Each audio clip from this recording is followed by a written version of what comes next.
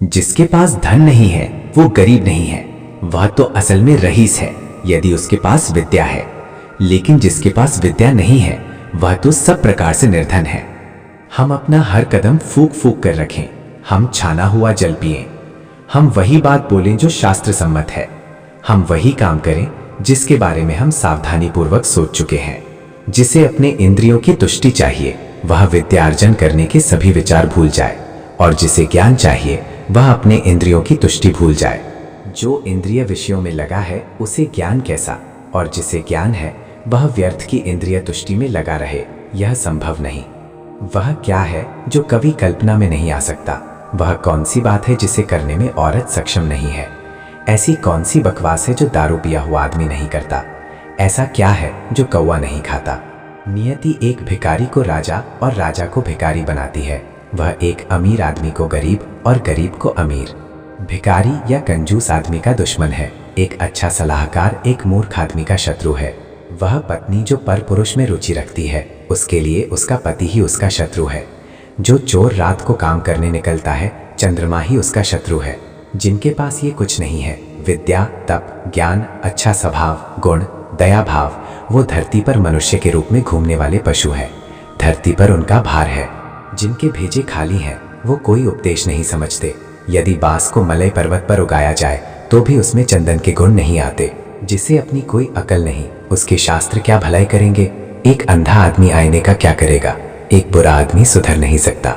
आप पृष्ठभाग को चाहे जितना साफ करें वो श्रेष्ठ भागों की बराबरी नहीं कर सकता। अपने निकट संबंधियों का अपमान करने से जान जाती है, दूसरों का अपमान करने से दौलत जाती है, राजा का अपमान करने से सब कुछ जाता है, एक ब्राह्मण का अपमान करने से कुल का नाश हो जाता है। ये बेहतर है कि आप जंगल में एक झाड़ के नीचे रहें जहाँ बाघ और हाथी रहते हैं। उस जगह रहकर आप फल खाएं और जलपान करें। आप घास पर सोएं और पुराने पेड़ों की खालें पहनें, लेकिन आप अपने सगे संबंधियों में ना रहें यदि आप निर्धन हो गए हैं। ब्राह्मण एक वृक्ष के समान है, उसकी प्रार्थना ही उसका मूल है। वह जो वेदों का गान करता है वही उसकी शाखाएं हैं। वह जो पुण्य कर्म करता है वही उसके पत्ते हैं। इसीलिए उसने अपने मूल को बचाना चाहिए। यदि मूल नष्ट हो जाता है तो शाखाएं भी ना रहेगी और पत्ते भी। लक्ष्मी मेरी माता है, विष्णु मेरे पिता हैं, वैष्णव जन मेरे सगे संबंधी हैं, तीनों लोक मेरा देश है। रात्रि के समय कितने ही प्रकार के पंछी वृक्ष पर विश्राम करते हैं। भोर होते ही सब पंछी दसों दिशाओं में उड़ जाते हैं। हम क्यों भला दुख करें यदि हमारे अपने हमें छोड़कर चले गए? जिसके पास में विद्या है वह शक्तिशाली है। निर्बुद्ध पुरुष के पास क्या शक्ति हो सकती है? एक छोटा खरगोश भी चतुराई से मदमस्त हाथी को तालाब में गिरा देता है। हे विश्वंभर, तू सबका पालन करता है, मैं मेरे गुजारे की क्यों चिंता करूं जब मेरा मन तेरी महिमा गाने में लगा हुआ है। आपके अनुग्रह के बिना एक माता की छाती से दूध नहीं बह सकता और शिशु का पालन नहीं हो सकता। मैं हरदम यही सोचता हुआ, हे यदुवंशियों के प्रभु, हे लक्ष्मीपति, मेरा पूरा समय आपकी ही चरण सेवा में खर्च करता हूँ। यद्यपि मैं देववाणी में विशेष योग्यता रखता हूँ फिर भी भाषांतर का लोभ है ही।